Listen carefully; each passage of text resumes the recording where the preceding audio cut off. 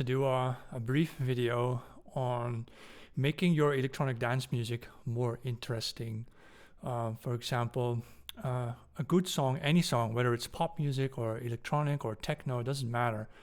It starts with low energy, and then that will be the verse and the intro. And then during the first chorus, it gains energy. It then dissipates some energy during the next verses, the bridge, the pre-choruses and so on. And then chorus number 2 and 3 will have more energy than the first. And chorus number 4 and 5 will have, if you use that many, will have even more energy than the previous choruses. And it really starts in the finale of your song where you add all the energy. But how do you do it?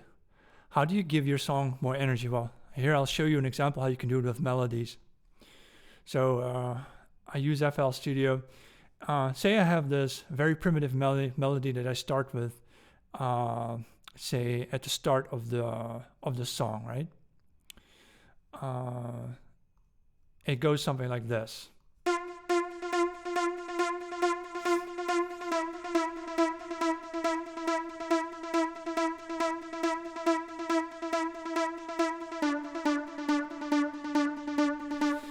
So that's very basic, very simple. And then when this is during the first pre-chorus, and then imagine you switch to the chorus. That melody can't stay that way. It has to be more interesting than what came before, and that will be, for example, this.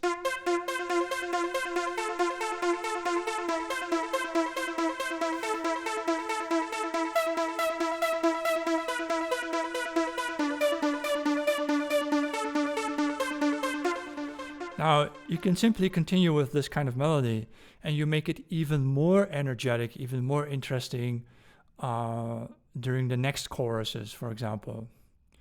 I have one here. This one is going to be even more energetic than what you heard before. Watch. So it's the same melody, but you add more notes to make it more interesting and more energetic.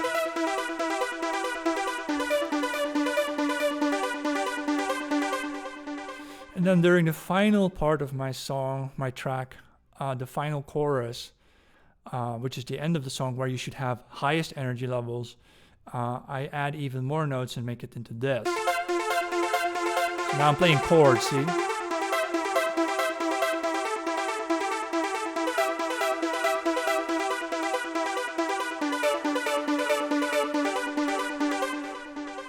If you want to hear what that sounds like when I put it all together, it's something like this.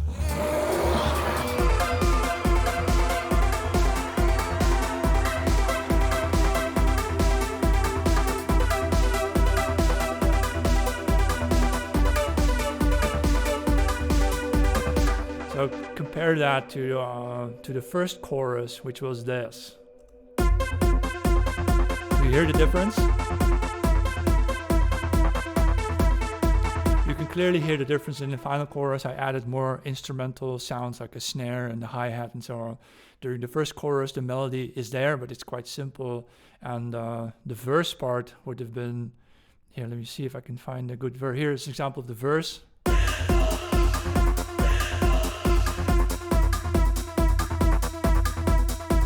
So the verses are supposed to be low energy. That's where people can kind of get into the mood for the song. Then during the pre-chorus, you introduce the action, like you build up to the drop, as they call it. And then the chorus part is where you give people what they want, which is energy, high energy. Now, in dance music, you can just add the kick and the bass will give you energy, right? But then you can make subsequent choruses bigger by adding more melodic notes or by adding more instruments. Say you add a snare or a clap to the final choruses, for example, if you aren't already using them. So a lot of people, I think, when they produce this kind of music, they start with a sort of loop. They put everything together and now they're stuck, because how are you going to build on top of something that is already everything?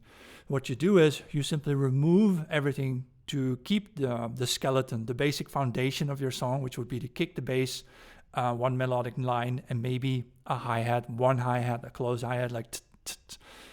So you have only 4 instruments starting at your first verse, and you end with, say, 10 or 12 instruments during the final chorus, and you add these instruments in, you take them back out during the verses, and then you add them back in during the choruses, and so on and so forth. And that's how you do it. That's how you build energy for a song.